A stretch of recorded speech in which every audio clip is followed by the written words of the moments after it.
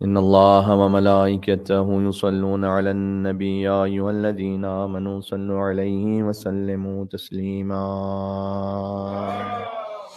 اللهم صل على محمد وعلى محمد. ایک اور بلند تر صلوات بھیج دیں محمد وعلى محمد. اللهم صل محمد وعلى محمد.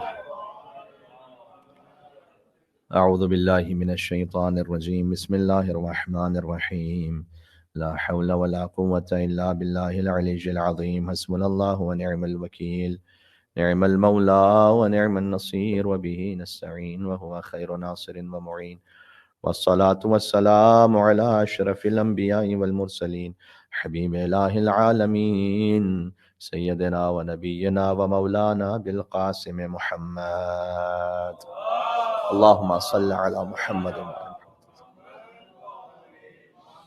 وعلى آله الطيبين الطاهرين المعصومين المظلومين المنتجبين المنتخبين الميامين سيما بقية الله في الأرضين الذين أذهب الله عنهم الرجس وطهرهم تطهيرا. اللهم صل على محمد. اللهم لعن أول ظالم ظلم حق محمد وآل محمد وآخر تابع له على ذلك. اللهم لعن العصابة التي جاهدت الحسين وشايعت وبايعت وتابعت على قتله. اللهم لعنهم جميعا. صلوات بر محمد وآل محمد. بسم الله الرحمن الرحيم. يا أبا عبد الله يا حسين ابن علي أيها الشهيد يا ابن رسول الله يا حجة الله على خلقه يا سيدنا ومولانا إنا توجهنا واستشفعنا وتوسلنا بك إلى الله وقدمناك بين يدي حاجاتنا يا وجيها عند الله اشفع لنا عند الله. صلوات بر محمد وآل محمد. اللهم صل على محمد وآل محمد. قال الله تبارك وتعالى في القرآن بسم الله الرحمن الرحيم ومثل كلمة خبيثة كشجرة خبيثة اجتثت من فوق الأرض ما لها من قرار. نعرہ صلوات.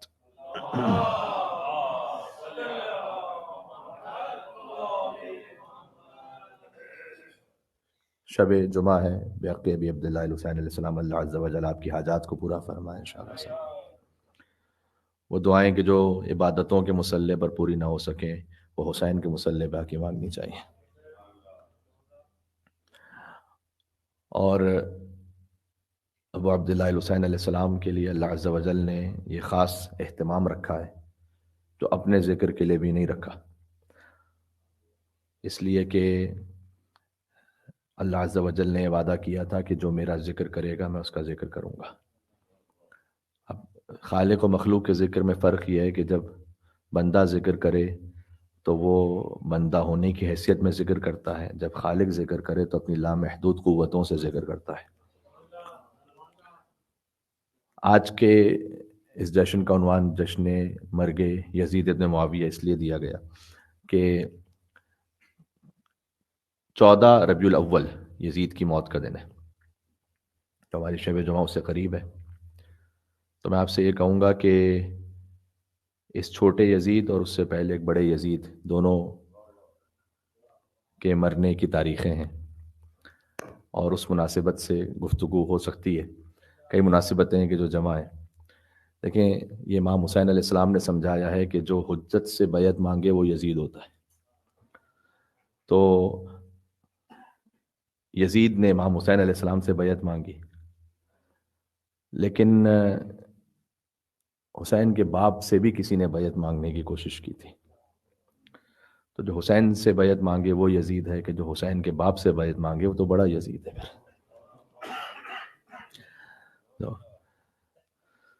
14 ربیع الاول 64 ہجری یہ ہے یزید کی موت کا دن. بعض نے 10 ربیع الاول بھی لکھا ہے. اچھا، 10 ربیع الاول ایک قول کے مطابق حضور مکرم صلی اللہ علیہ وآلہ وسلم اور ام المومنین بھی خدیجۃ الکبریٰ سلام اللہ علیہ اللہم صلی علی محمد وعلی محمد، ان کے ازدواج کی تاریخ بھی ہے. آپ تک میسیجز بھی آئے ہوں گے مبارکباد کے، تو یہ کئی اعتبار سے مومنین کی خوشیوں کے ایام ہیں. اور وہ الذی اضحک و ابکا، قرآن میں بھی ہے کہ خدا وہ ہے کہ جو تمہیں ہنساتا بھی ہے تمہیں رلاتا بھی ہے. خدا فقط رلاتا نہیں، خدا ہنساتا بھی ہے.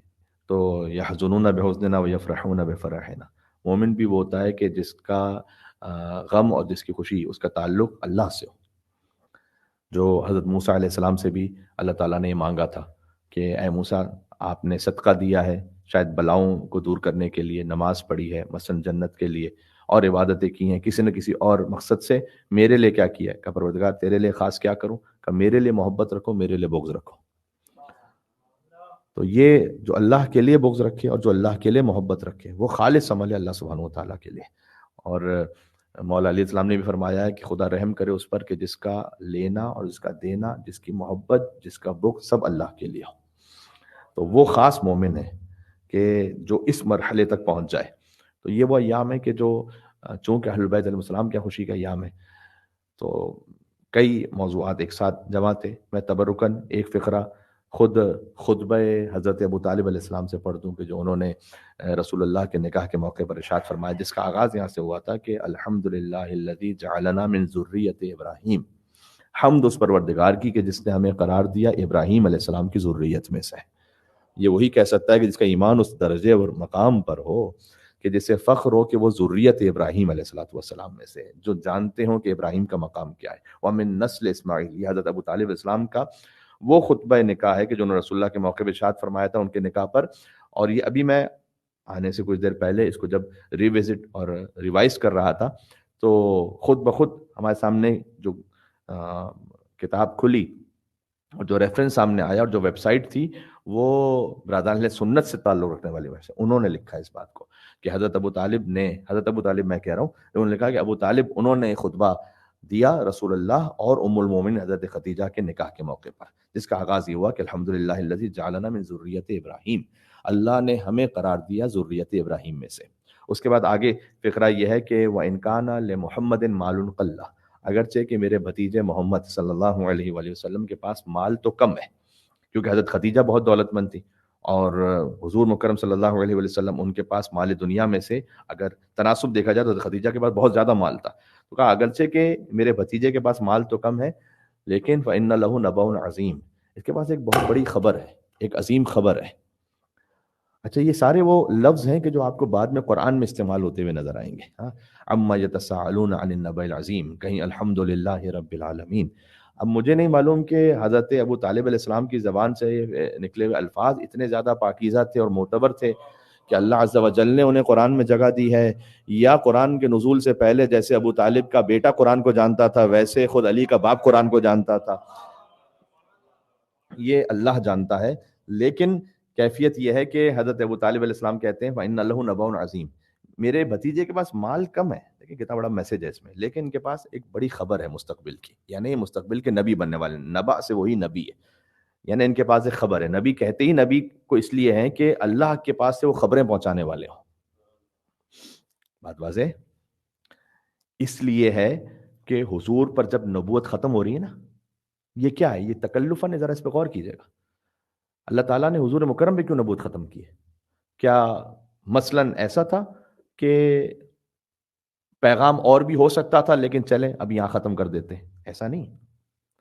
گنجائش جتنی تھی مکمل طور پر اللہ سبحانہ و تعالیٰ کی جانب سے اس کے بندوں تک ہدایت پہنچ سکے وہ حضور مکرم پر آ کر تمام ہو گیا.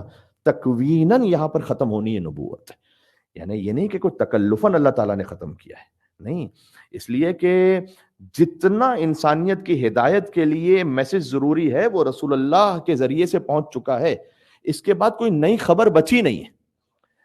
نبی ہے خبر پہنچانے والا اللہ کی طرف سے، کوئی نئی خبر ہدایت کے لیے بچی نہیں ہے کہ اب اگلے نبی کی کوئی ضرورت ہی ہو سکے، یعنی اگلا نبی ہو ہی نہیں سکتا، امپاسبل ہے.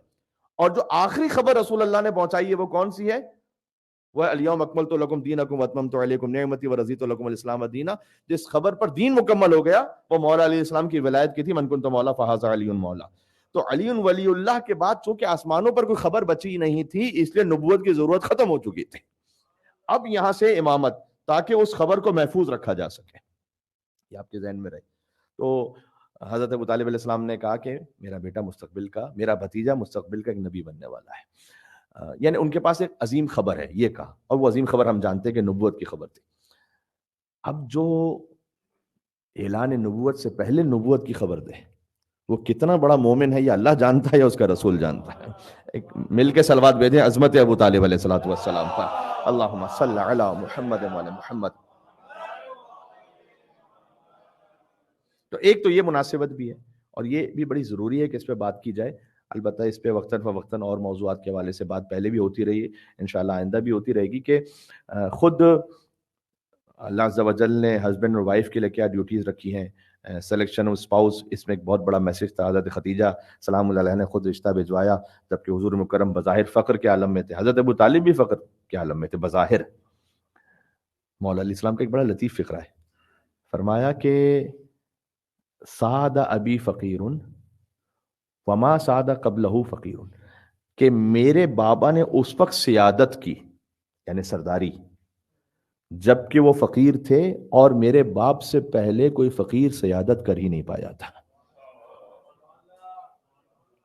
تو حضرت ابو طالب علیہ السلام بھی، اور پھر بی بی خدیجہ الکبریٰ سلام اللہ علیہا تو ملکۃ العرب ہے، رسول اللہ صلی اللہ علیہ وآلہ وسلم ان کے پاس یتیم عبداللہ ہے، مال دنیا میں سے کوئی زیادہ نہیں۔ خود حضرت ابو طالب کا یہ خطبہ نکاح اس بات کی دلیل ہے کہ وہ کہہ رہے ہیں کہ میرے بھتیجے کے پاس مال کم ہے۔ تو ہم کف ہونے میں معیار کیا ہے؟ ہم کف ہونے میں معیار مال دنیا کی اعتبار سے بڑی آخر کی چیز ہے۔ ہم سے عصمت کے تقاضوں کے مطابق لیول مانگا بھی نہیں گیا۔ بی بی خدیجہ الکبریٰ سلام اللہ علیہ نے نارمز کو توڑتے ہوئے خود رشتہ بھجوایا بھی، جبکہ معمولاً لڑکے والوں کی طرف سے رشتہ ہوتا ہے، لڑکی والے قبول کرتے ہیں، لیکن انہوں نے اس طرح سے رشتہ بھجوایا کہ چونکہ وہ جانتی ہیں کہ حضور مکرم کا مقام کیا ہے، لہذا رشتہ بھجوایا بھی، ان کی امانت اور صداقت کو جانتی۔ اللہ تعالیٰ نے اس کا صلہ یہ عطا کیا کہ بی بی خدیجہ کو صاحب تطہیر کی ماں بنایا، ابو طالب کو کل ایمان کا باپ بنایا۔ یہ اللہ عز و جل نے یہ مقام عطا کیا، خاص الخاص مقام ہے۔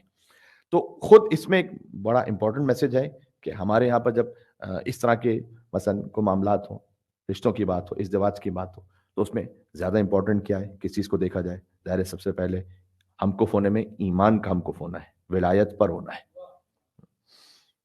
اگر ولایت پر ہیں تو پھر آگے بات شروع ہوتی ہے، جیسے قیامت ہے نا، شادی بھی کسی قیامت سے تو کم نہیں ہے، تو قیامت میں ہوگا کہ ولایت پر ہے تو اعمال کھولے جائیں گے، ورنہ تو ماضی ختم ہو جائے گی نا۔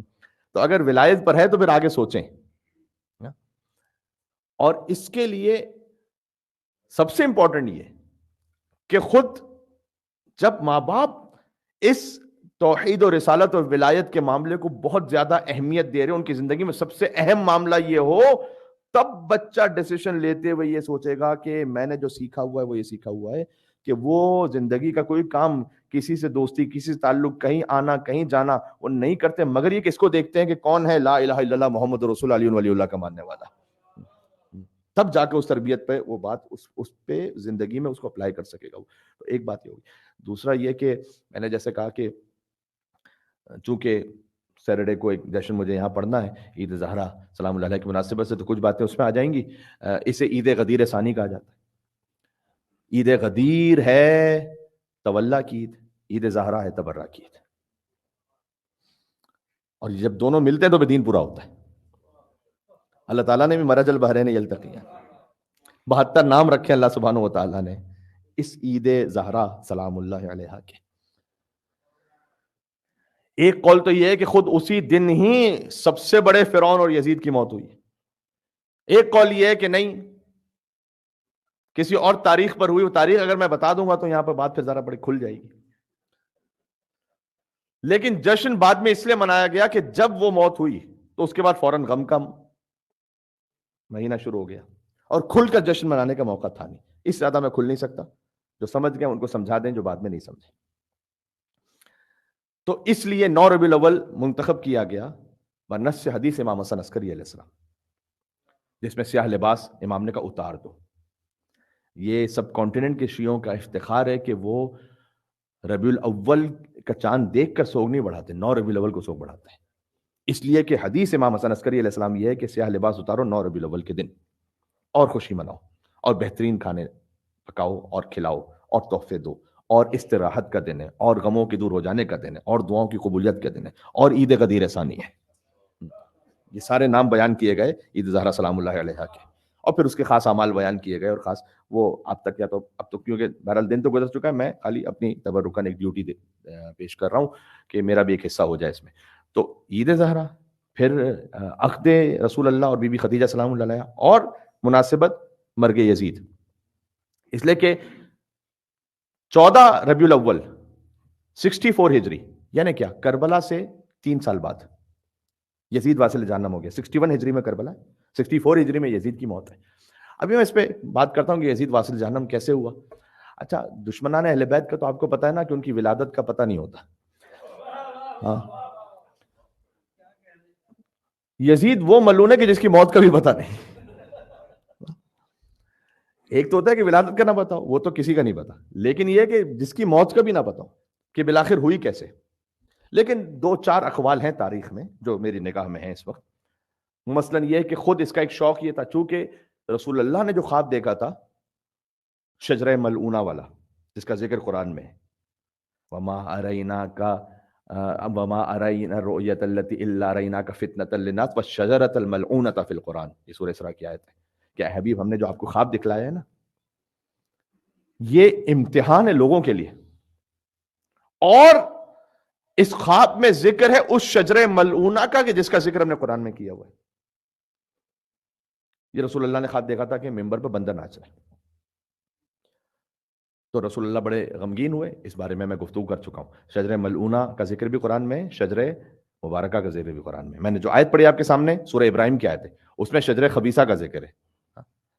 وَمَثَلُ كَلِمَةٍ خَبِيثَةٍ كَشَجَرَةٍ خَبِيثَةٍ، ایک کلمہ خبیثہ ہے، ایک کلمہ طیبہ ہے، ایک کلمہ خبیثہ ہے، جس کی مثال شجرہ خبیثہ کی جیسی.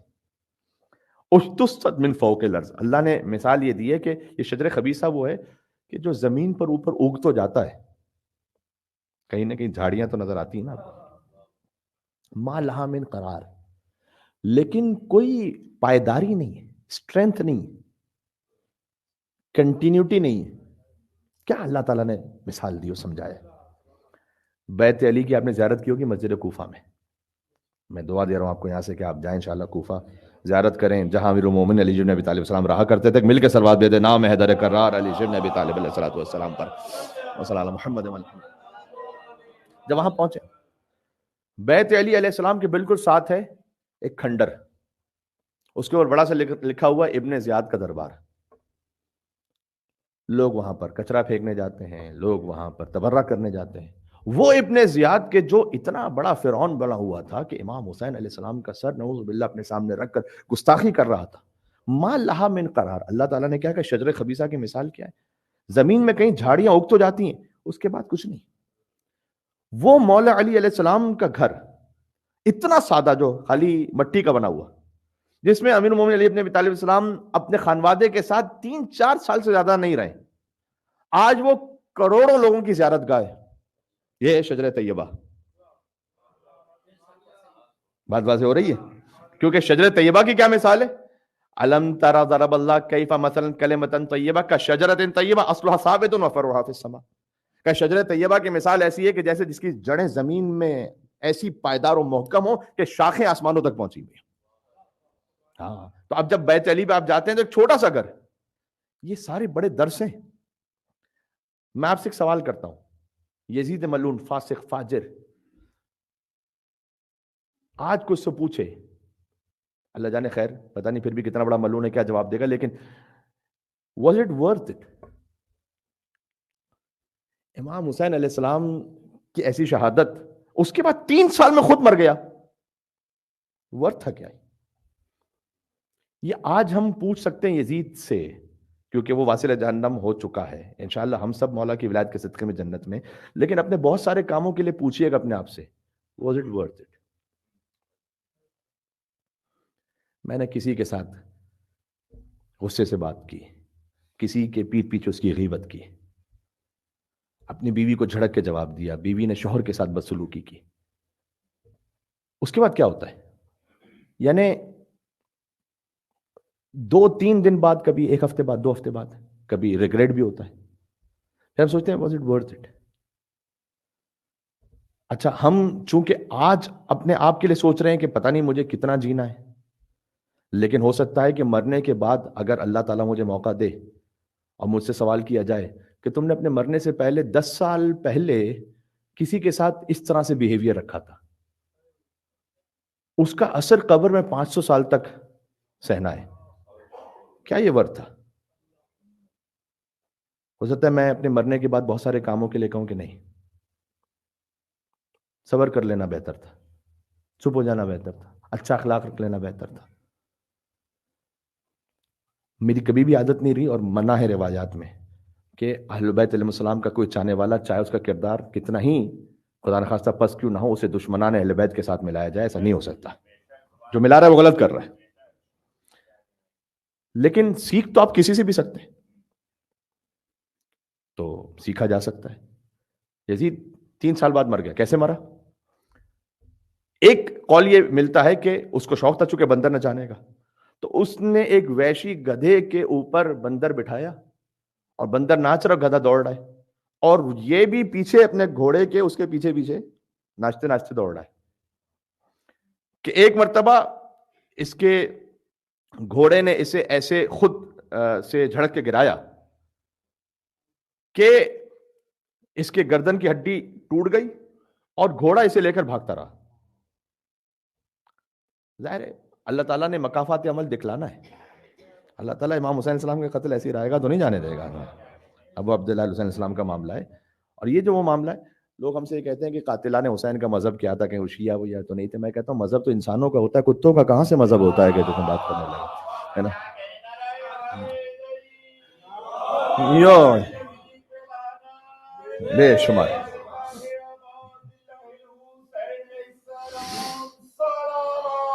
اللہم صل علی.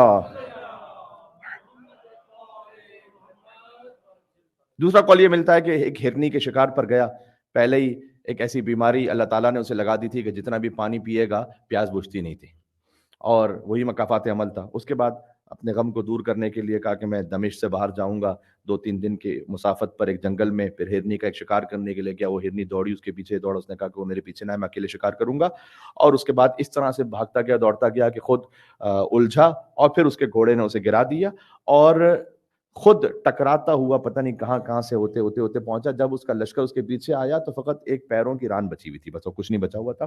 بعد میں شیخ صدوق نے لکھا ہے کہ اس کے نجس وجود کو وہیں باب صغیر میں جو قبرستان ہے دمشق میں، وہیں پر دفن کر دیا گیا. میں نے کیا کہا؟ شجرہ طیبہ کی اللہ تعالیٰ نے مثال یہ دی ہے کہ اشتثت من فوق الارض، زمین میں کہیں جھاڑیاں اگ جاتی ہیں، ما لہا من قرار، قرار نہیں ہوتا. آج ابو عبداللہ الحسین علیہ السلام کا روضہ، کروڑوں لوگ لبیک یا حسین کہنے والے ہیں، ایک ایک قدم پر پیدل چل کر افتخار سمجھتے ہیں کہ ہم ابو عبداللہ الحسین علیہ السلام کی جانب آگے بڑھ رہے ہیں. خدا کی قسم حسین نے فطرت کو بدل کے رکھ دیا. فطرت کو پتہ کیسے بدلا ہے حسین نے؟ میں بہت سادہ سی مثال دوں آپ کو. دنیا جہاں میں پیدل چلنے والا وہ گاڑی میں بیٹھنے والے کو دیکھ کر حسرت کرتا ہے.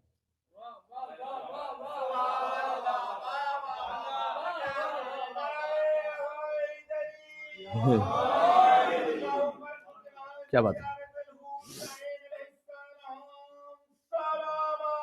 مل کے صلوات بھیجیں. اللہم صلی علی محمد.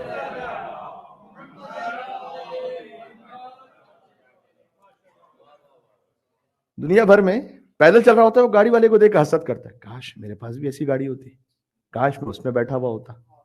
حسین نے فطرت کو بدلا ہوا ہے میرے بھائیوں. جا کر کربلا میں دیکھو تو جو گاڑی میں بیٹھا ہوا ہے نا، وہ پیدل چلنے والے کو دیکھ کر حسرت کر رہا ہے وہاں پر. کاش میں بھی اس طرح سے چل رہا ہوتا، کاش میں سو گاڑی میں نہ ہوتا، کاش میں 2 قدم اور چل لیتا. ابو عبداللہ حسین علیہ السلام کی بات.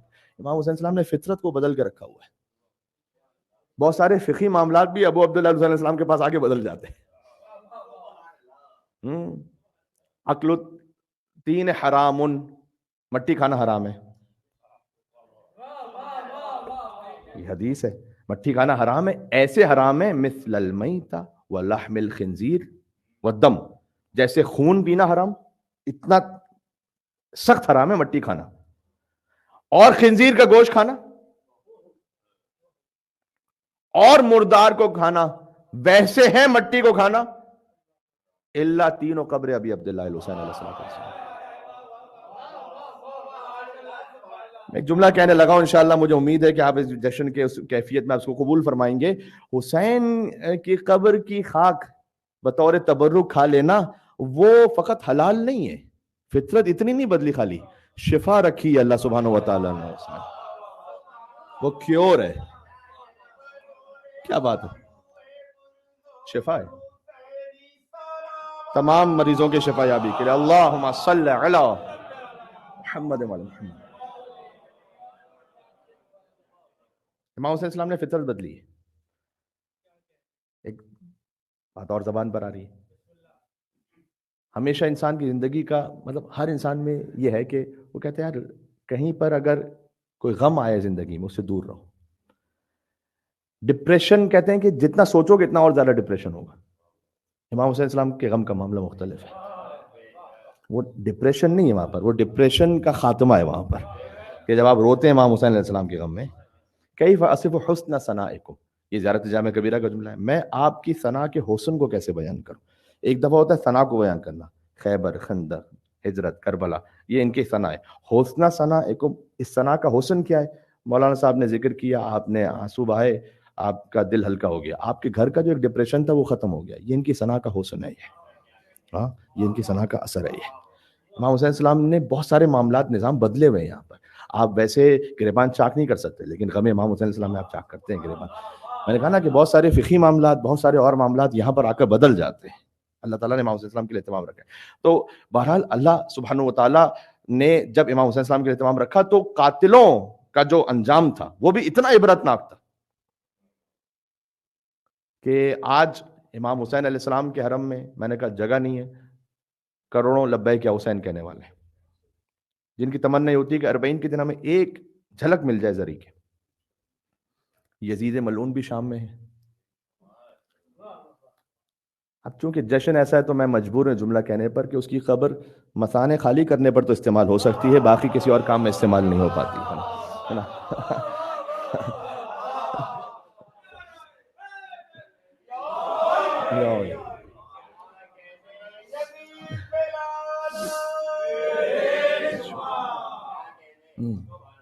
اچھا یہ نہیں سمجھیے گا، میں نے کہا یہ بڑا سیکھنے کا مقام ہے۔ بہت ساری چیز زندگی میں سوال کیا جائے کہ کیا یہ ورث ہے؟ یزید کی جو حکومت ہے بظاہر دنیا کی بڑی حکومت ہے۔ مولانا طارق جمیل صاحب کے میں بیان سن رہا تھا کہ 3 بر اعظموں پر یزید کی حکومت تھی، اسی لیے تو ہم یزید سے پہلے والوں کو حکومت پھیلانے پر کوئی خاص اہمیت اور ویلیو نہیں دیتے ہیں۔ حکومتیں پھیلا لینے سے کیا فرق پڑتا ہے اگر بعد میں یزید نکل آئے اندر سے؟ اندر سے اگر یزید نکلا ہوا ہے تو اسے کیا فرق پڑتا ہے پھر؟ تو یزید کی حکومت ہے 3 کانٹیننٹس پر۔ آج جو بڑے بڑے کنٹریز ہیں اس کا ایک ایک صوبہ ہے۔ عراق آج پورا ایک کنٹری ہے، یزید کا ایک صوبہ ہے۔ ایران ایک پورا کنٹری آج یزید کا صوبہ ہے۔ کیوں؟ اس لیے کہ جبھی تو رے کی حکومت کا وعدہ کر رہا ہے عمر ساتھ سے۔ رے کہاں پر ہے؟ تہران کے ساتھ ہے۔ مصر کنٹری آج اس کا ایک پروونس ہے۔ تو یہ گورنمنٹ ہے یزید کی۔ یہ تو عزاداری امام حسین کا معجزہ ہے کہ یزید جیسے بادشاہ کا نام آج گالی بنا ہوا ہے۔ ہاں یہ امام حسین علیہ السلام کی عزاداری کا معجزہ ہے، ہاں ورنہ اپنے وقت کا بڑا بادشاہ ہے۔ تو آج ہندو کو بھی یزید کہہ دو تو برا مانتا ہے۔ ہاں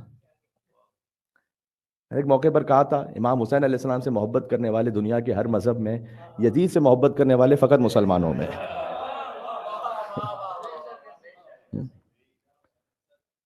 شہید ناصر عباس صاحب کا ایک جملہ یاد آیا ان کی روح کو اصال کرتے ہوئے کہ جب ہمارے زمانے میں نیا نیا معاملہ پیش آیا کہ ایک لعین نے یزید کو رضی اللہ کہا، تو اس وقت انہوں نے جملہ یہ کہا تھا کہ اس پہ کوئی گھبرانے کی بات نہیں ہے، یزید کو رضی اللہ کہنے سے میں رضی اللہ کی اوقات پتہ چل گئی ہے۔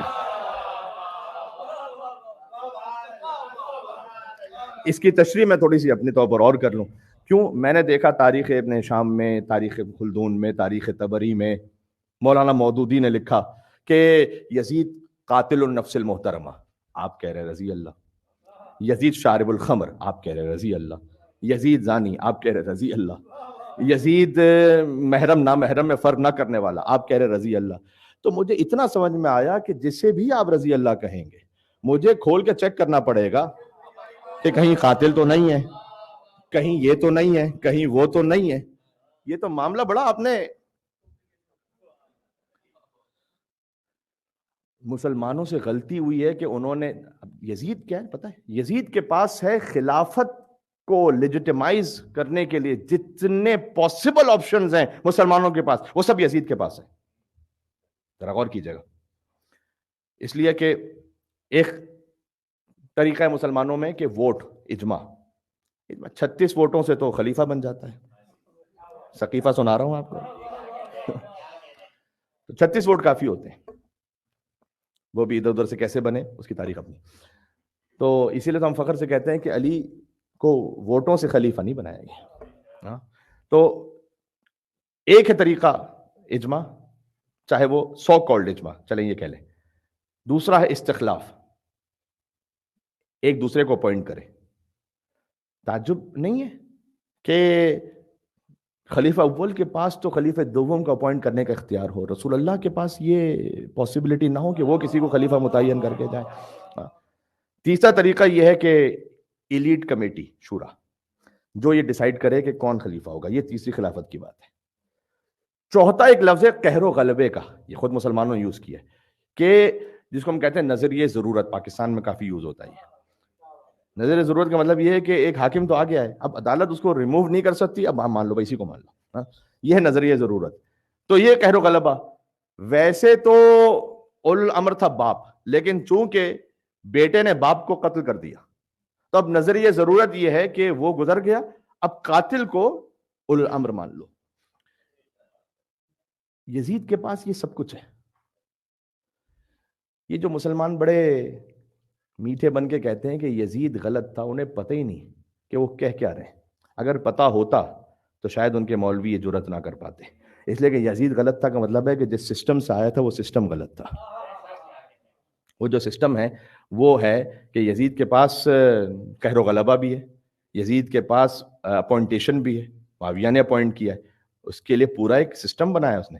یعنی سن 51 ہجری امام حسن علیہ السلام کی شہادت کے بعد اب اسے معلوم ہے کہ اب مجھے اپوائنٹ کرنا ہے، تو مغیرہ بن شیبہ کے لیے ہسٹری میں جا کے دیکھیے گا اور لوگوں کے پاس جا کے حتیٰ یزید کو اس نے حج کا امیر بنا کر مکہ بھیجا ہے تاکہ جب یہ حج کے لیے آئے تو اس کی ایک اسلامک جو شخصیت ہے، مطلب وہ جو چہرہ ہے وہ سامنے آئے. حتیٰ اس سفر میں بھی لکھا ہوا ہے کہ وہ شراب پینا نہیں چھوڑ سکا تھا، حج کے سفر میں بھی شراب پیتا رہا. تو اس کے پاس قہر و غلبہ بھی ہے، اس کے پاس اپوائنٹیشن بھی ہے، جو کمیٹی ہے اس نے بھی اس کو اپروو کر دیا ہے. یعنی مثال کے طور پر جو کچھ ہے وہ سب ہے. اجماع بھی، اجماع کا مطلب کیا ہے؟ سوائے امام حسین السلام کے اعتراض کس کو ہے؟ مولانا مودودی سے منقول ایک بات ہے کہ کسی نے ان سے یہ پوچھا کہ یہ بتلائیے گا کہ جب سب نے بیعت کر لی تھی یزید کی تو حسین نے کیوں نہیں کی تھی؟ سب نے بیعت کر لی تھی تو حسین نے کیوں نہیں کی تھی؟ تو نے کہا کہ یہ سوال برعکس کر کے کیوں نہیں پوچھتے کہ جب حسین نے نہیں کی تھی تو پھر دوسروں نے کیوں کر لی تھی بیعت؟ اصل تو سوال یہ ہونا چاہیے کہ جب حسین نے نہیں کی تھی تو پھر کسی اور نے کیوں کر لی تھی؟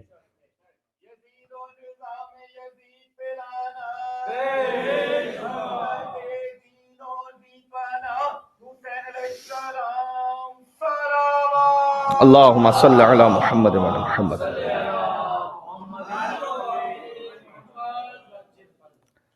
اب یزید کی طرفداری میں بعض لوگ اس لیے نکلے ہیں کہ انہیں یہ معلوم ہے کہ اگر یزید کو نہیں بچایا تو گئے معاملہ آگے. پاکستان ہندوستان کے معاملات میں ایسا ہوتا ہے، ایک نشئی قاتل پکڑا گیا، تھانے میں بند کر دیا گیا، اوپر سے وزیر کی بڑی سورس آ گئی، چھوڑو. تو اس بظاہر بڑے آدمی کو کیا ضرورت ہے کہ اس نشئی قاتل کو بچائے؟ اس لیے کہ اس کے پاس جو ہتھیار ہے نا وہ اس کا ہے، مثلا اس کا دیا ہوا. اس کو معلوم ہے کہ یہ گیا تو پورا معاملہ جائے گا مشکل میں، اس لیے کہ اس کے ہاتھ میں جو اسلحہ ہے وہ دیا ہوا وہاں سے. یزید ملعون کے ہاتھ میں خنجر ہے سقیفہ کا.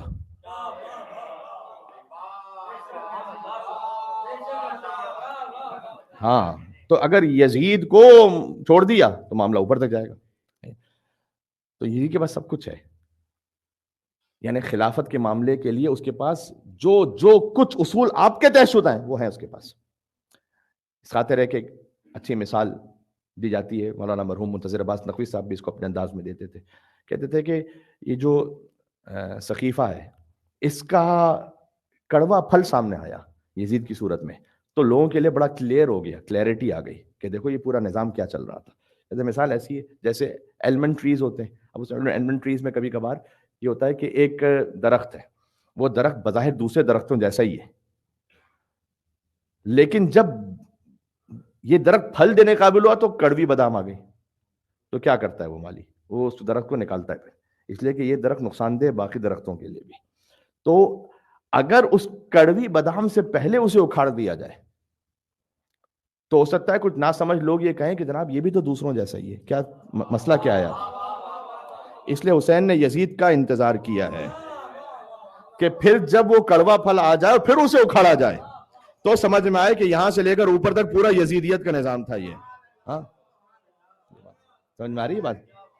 عظمت امام حسین السلام پر ایک مل کے بلندر صلوات بھیجے گا محمد و آل محمد علیہ السلام پر. اللہم صلی علی محمد و آل محمد. بات ختم ہو گئی جی.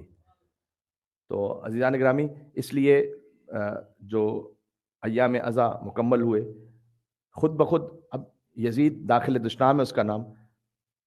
ایک چیز ہوتی ہے کہ ایک نعمت آپ کو ہمیں حاصل ہوئی ہے فرش عزا امام حسین علیہ السلام سے. بہرحال ایک روحانیت ہے، معنویت ہے، قلب کی پاکیزگی ہے. آپ سب یہ جانتے ہیں کہ کسی نعمت کا آ جانا ایک منزل ہے، اس کو پریزرو کرنا ایک اور منزل ہے. پریزرو کرنا زیادہ مشکل کام ہوتا ہے. اسے پریزرو کیسے کیا جائے، اس میں جو سب سے امپورٹنٹ ہے، آپ خود دیکھیں امام حسین علیہ السلام نے دعائے عرفہ میں ایک بات سکھلائی ہے، من ذا الذی فقد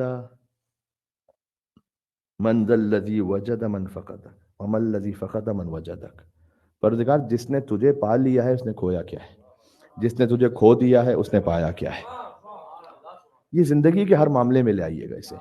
جو اللہ سبحانہ و تعالیٰ نے قرآن میں کہا نا صبغۃ اللہ ومن احسن من اللہ صبغۃ، اللہ کا رنگ اور اللہ کے رنگ سے بڑھ کر کس کا رنگ ہو سکتا ہے. یہ ایک بڑی لطیف تعبیر ہے. آپ کی زندگی میں اللہ کا رنگ ہو، یعنی اللہ کا رنگ کا مطلب یہ ہے کہ جو کام ہو وہ قربت اللہ ہو. حتیٰ یہ کہ ہماری، میں نے کہا کہ گھریلو معاملات اور وہ جو تعلقات ہیں، یعنی اللہ سبحانہ و تعالیٰ کی قربت اور اس کے اذن سے جو کام آپ نے اللہ کے لیے کیا ہوتا ہے. کئی دفعہ ایسا ہوتا ہے ماں باپ آتے ہیں، میں نہیں کہتا کہ فطری طور پر ٹھیک ہے یہ بات ہے، کہیں نہ کہیں انسان کے جذبات اس میں شامل ہو جاتے ہیں، لیکن بہت سارے پیرنٹس کیا کہتے ہیں کہ صاحب ہم نے اپنے بچوں کے لیے اتنا کچھ کیا، آج وہ ہمیں پوچھتے نہیں ہیں. اگر آپ نے اللہ کے لیے کیا ہے تو اس کے بعد چاہے وہ پوچھیں یا نہ پوچھیں، آپ کا اجر اللہ سبحانہ و تعالیٰ کے اوپر ہے. مولانا صاحب میں نے اپنے گھر میں اتنا اچھا سلوک رکھا، بعد میں جا کر میرے ہسبینڈ نے یہ کیا، میری بیوی نے یہ کیا. اگر آپ نے اللہ سبحانہ و تعالیٰ کے لیے کیا ہے آپ اطمینان رکھیں. انی لا اضیع عمل عامل منکم من ذکر او انثی. اللہ تعالیٰ کا قرآن میں وعدہ ہے میں کسی بھی عمل کرنے والے کے عمل کو چاہے مرد ہو یا عورت ہو ضائع نہیں کرتا ہوں. ضائع کبھی بھی کوئی عمل ہوتا ہی نہیں ہے، یہ اللہ تعالیٰ کے نظام میں نہیں ہے. اللہ تعالیٰ نے جب آپ سے یہ کہا ہوا ہے کہ اگر کوئی فقیر آئے اور چاہے ڈیزرو نہیں بھی کرتا ہو تب بھی مستحق نہیں ہے، بالکل خالی ہاتھ لوٹانا مکروہ ہے. تو کیا اللہ تعالیٰ خود اس سنت پر عمل نہیں کرے گا کیا؟ اگر ایک فقیر بالکل ڈیزرو نہیں کرتا تب بھی مکروہ ہے کہ خالی ہاتھ لوٹاؤ. اسے عزت اپنی سامنے رکھیے، تمہارے کچھ نہ کچھ دو، کچھ نہ کچھ دے دو. جو امام نے فرمایا کہ اگر تو اسے بھی دے گا جو مستحق ہے اور اسے بھی دے گا جو مستحق نہیں ہے تو اللہ تجھے وہ بھی دے گا جس کا تو مستحق ہے اور وہ بھی دے گا جس کا تو مستحق نہیں ہے. آپ اپنے آپ سے سوال کیجئے گا کہ اللہ تعالیٰ نے جو مجھے سب کچھ دیا ہوا تو میں ڈیزرو کرتا تھا کیا؟ میں ڈیزرو کرتا تھا؟ اللہ تعالیٰ کے سامنے کوئی ڈیزرو کرتا ہی نہیں، یہ بات ذہن میں رکھیں.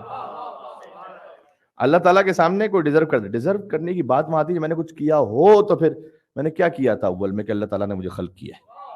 میں نے کیا کیا تھا کہ اللہ سبحانہ و تعالیٰ نے شکم مادر میں غذا کا اہتمام کیا ہے؟ میں نے کیا کیا تھا کہ اللہ تعالیٰ نے ماں باپ کے دل میں محبت رکھی؟ ماں باپ کے دل میں محبت نہ ہو تو بچہ وہیں پہ گہوارے میں مر جائے گا، اس کو کوئی پوچھنے والا بھی نہیں ہوگا. تو یہ سب اللہ تعالیٰ نے بغیر استحقاق کے عطا فرمایا تھا نا. تو بغیر استحقاق کے عطا فرمایا تھا تو یاد رکھیے گا کہ آپ نے زندگیوں میں اشہد ان قد اقمت الصلاۃ وآتیت الزکاۃ، یہ جو امام حسین السلام کی زیارت میں بار بار ہم سے کہا گیا کہ نماز قائم کی، زکوٰۃ کو ادا کیا، تو ان دو چیزوں کو بڑا اسٹرانگ رکھیں.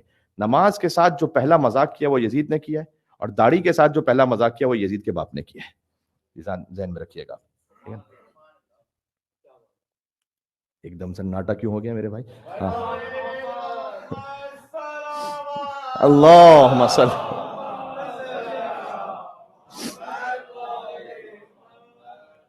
یزید نے کہا شراب پینے والا نعوذ باللہ من ذلک وہ نماز پڑھنے والے سے افضل اور بہتر ہے، اس لیے کہ اللہ نے قرآن میں، ابھی یہ جو قرآن کا مذاق اڑا رہا ہے کہ خبر جاء ولا وحی نزل، کوئی خبر نہیں آئی، کوئی وحی نہیں ہے، کوئی کچھ بھی نہیں. اب یہ موکری کیا ہے؟ یعنی قرآن میں جو تمہارا قرآن ہے، تمہارا کہنا ہے کہ تمہارے اللہ نے جو نازل کیا، نعوذ باللہ من ذلک، اس میں اللہ نے یہ تو کہا ہے ویل للمصلین، نماز پڑھنے والوں کے لیے ویل اور بربادی ہے. کچھ نماز پڑھنے والوں کے لیے الذین هم فی صلاتہم ساہون، جو اپنی نماز میں سستی کرتے ہیں اس طرح سے کہ وہ دکھاوے کے لیے نماز پڑھتے ہیں، ان کے لیے تباہی بربادی. پوری آیت تو نہیں پڑھے گا نا وہ، کہا نماز پڑھنے والوں کے لیے بربادی ہے. لیکن اللہ نے کہیں شراب پینے والوں کے لیے کہا ہے بربادی.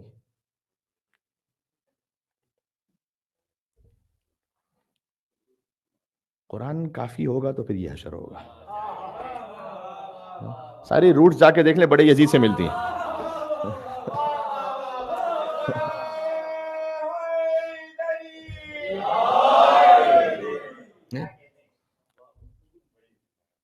تو اس نے کہا ویل للشاربین الخمر، یہ تو کہیں نہیں کہا اللہ نے، ویل للمصلین کا ہے. تو نماز کی موکری کس نے کی؟ یزید نے. اس لیے یزید کی شکست یہ ہے کہ جب آپ اول وقت پر تواضع کے ساتھ آئیں اور مصلی عبادت پر کھڑے ہو کر اللہ اکبر کہیں، یہ سب سے بڑے امام حسین علیہ السلام کی فتح کا اعلان ہے. اس لیے کہ یہ جو نماز پڑھی جا رہی ہے یہ حسین کی ولایت پر پڑھی جا رہی ہے، اس لیے. ٹھیک ہے؟ وہ آتے ہی تھا زکا. دوسرا، امام حسین علیہ السلام کے لیے بار بار زیارتوں میں آپ نے زکوٰۃ کو ادا کیا، یعنی اپنے مالی معاملات وہ ٹھیک رکھیں. میں کہہ رہا ہوں ایام اعزا سے جو روحانیت و معنویت ہے آپ اس کو کیسے پریزرو کریں گے، پرولونگ کیسے کریں گے؟ نماز قائم کریں، مالی معاملہ زکوٰۃ ادا کریں، یعنی یہ کہ اپنا جو بھی شریف وظیفہ ہے اس کو پورا کریں. تو عرض خدمت یہ ہے کہ اس میں آپ یہ اطمینان رکھیں کہ جو آپ اللہ کے لیے کر رہے ہیں ضائع نہیں ہونے والا. یہ جب ہم سے اللہ تعالیٰ نے کہا کہ کوئی فقیر آیا مستحق نہیں ہے خالی ہاتھ نہیں لوٹاؤ، میں اللہ سبحانہ و تعالیٰ کی خاطر خوشنودی کے لیے کوئی کام کروں، اس کا بظاہر مجھے کوئی اثر نظر نہ آئے، نہیں ضائع نہیں ہوا، یہ نہیں ضائع ہوا. ایک تو یہ کہ قیامت میں محفوظ ہوا وہ تو ہے ہی، لیکن اللہ تعالیٰ دنیا میں اس کا اثر دکھائے گا، آپ کو دکھائے گا، آپ کی نسلوں میں دکھائے گا. جو آپ یہاں پر تشریف فرمائیں تو ہو سکتا ہے کہ بہت سارے بزرگوں کے کچھ ایسے نیک کام ہوں گے کہ آپ یہاں پر بیٹھے ہوئے ہیں، تو آپ کچھ نیک کام ایسے کر لیں گے تو آپ کی نسلیں پھر یہیں پر بیٹھی ہوئی ہوں گے انشاءاللہ سے فرش عزا امام حسین علیہ الصلوۃ والسلام پر. یہ بات ذہن میں رکھیے گا آپ نے. اللہم صل علی محمد و آل محمد. تو یہ بات آپ اپنے ذہن میں اچھی طریقے سے دماغ میں بٹھا لیجئے کہ عمل کرنے والے کا کوئی بھی عمل ضائع نہیں ہوگا، اور اس کا اثر آپ کو یا آپ کی زندگی میں ملے گا یا نسلوں میں ملے گا. یہاں تک یہ بات میرے خیال میں ایک حد تک مکمل ہو گئی ہے. میں آج بہت زیادہ کوئی طولانی گفتگو کرنے کا ارادہ نہیں رکھتا. سب سے بڑا جو میسج کمپلیٹ ملا وہ یہ ملا کہ جب آپ اللہ سبحانہ و تعالیٰ کے لیے کام کریں گے تو ما عندکم ینفد وما عند اللہ باق، جو اللہ کے لیے ہے وہ باقی رہ جائے گا، باقی سب ختم ہو جائے گا. سوال کرتی ہے دنیا کہ کیا حسین کا ہے؟ خدائے پاک کے سب ہیں، خدا حسین کا ہے. اور علی کی بیٹی کا یہ اقتدار تو دیکھو کہ محل یزید کا فرش عزا حسین کا. یہ ہے، یہ باقی رہے گا. اللہم صلی علی وعجل فرجہم. اللہ عز و جل بحق ابی عبداللہ الحسین علیہ السلام ہماری محبت اہل بیت میں اضافہ فرمائے اور ان کی ولایت کے جو اور درجات ہیں وہ ہمیں عطا فرمائے. ایک بڑی ہی لطیف حدیث ہے، اور وہ حدیث مجھے ویسے تو خیر جو میں نے کہا سیٹرڈے کو جشن آنے والا ہے اس میں بھی کچھ احادیث کو مجھے اس موقع پر پڑھنا ہے، لیکن یہاں پر ایک حدیث میں کم از کم اس بارے میں ضرور آپ کو سنا دوں کہ امام رضا علیہ السلام نے فرمایا ہے کہ جو ہمارے دشمنوں پر لعنت نہ کرتا ہو تو فرشتے اس پہ لعنت کرتے ہیں. ہے نا؟ اس لیے اس بات کو دماغ میں رکھیں. اچھا یہ کرنی کیسے لعنت؟ یہ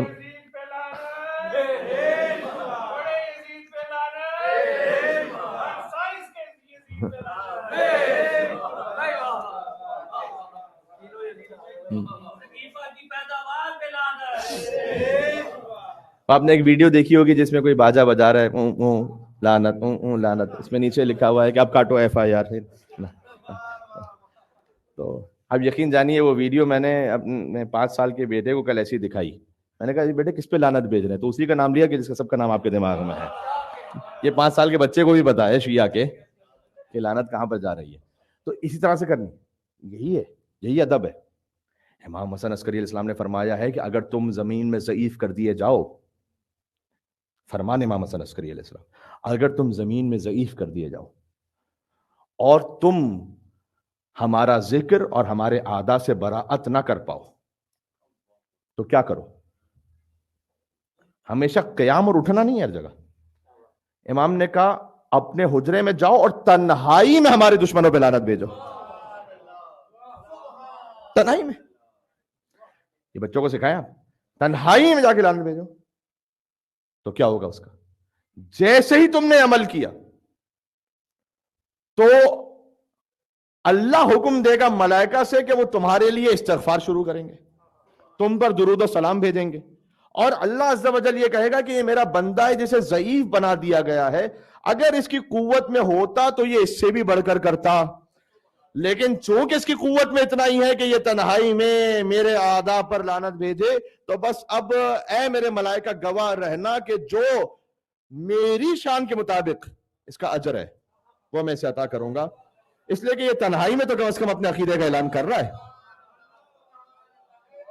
ہائے ہائے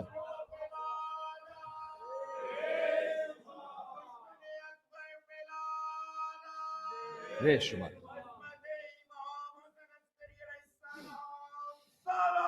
مل کے صلوات بھیجنے، اللہم صلی علی محمد وآل محمد وعجل فرجہ.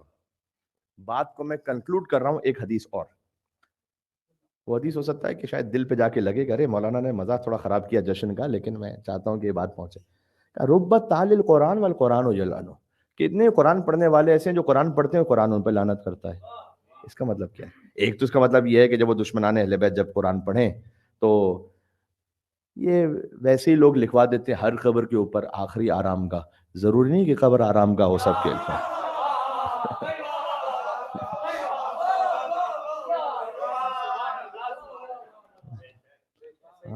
ہو سکتا ہے کسی کی پیشی ہو رہی ہوگی.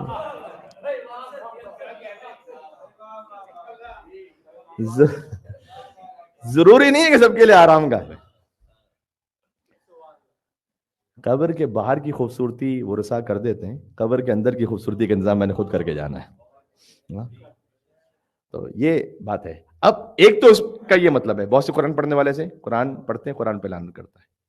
قرآن ایک عبادت ہے، بظاہر ایک عبادت کی جا رہی ہے، قرآن پہ لعنت کر رہا ہے. کیوں؟ اس لیے کہ جب وہ قرآن میں پڑھ رہے ہیں کہ مثلا فلعنت اللہ علی الکاذبین، جھوٹوں پر لعنت ہو، اور خود جھوٹا ہے تو کیا ہوگا؟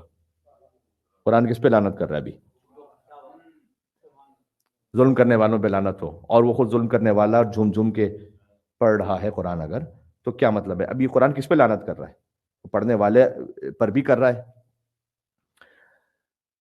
کوئی ایسا کام نہ کریں کہ دشمنان اہل بیت پہ لعنت تو کر رہے ہیں لیکن زندگی میں کہیں نہ کہیں کوئی، اللہ نہ کرے پلٹ کے میں نہیں کہہ سکتا، جرت تو نہیں ہے میری یہ، لیکن کوئی ایسا کام ہو رہا ہوں کہ جو ان کی زندگیوں میں ہے، اس کو نکال دیں. ہاں، یہ نہ ہو کہ کوئی لعنت کرنے والا ایسا ہو کہ کہیں وہ، میں نہیں کہنا چاہتا اس کو، لیکن کہیں اللہ سبحانہ و تعالیٰ اپنی رحمت سے دور نہ کر دے اسے. اس کو ذہن میں رکھیں. ٹھیک ہے، ایک ہے براءت زبان سے، وہ بھی ضروری ہے، سب سے امپورٹنٹ قلب سے ضروری ہے، اور اس کے بعد عمل سے ضروری ہے. تو قلبی برات بہت ضروری ہے. زبان سے اس کا اظہار بھی کہاں ہونا چاہیے؟ امام نے کہا تنہائی میں کرو. اور جب برات عمل سے ہے تو وہ کمپلیٹ مومن ہے.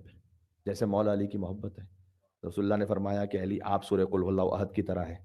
قل ہو اللہ احد 1/3 قرآن کے برابر ہے. آپ کی محبت بھی 1/3 ہے. یا علی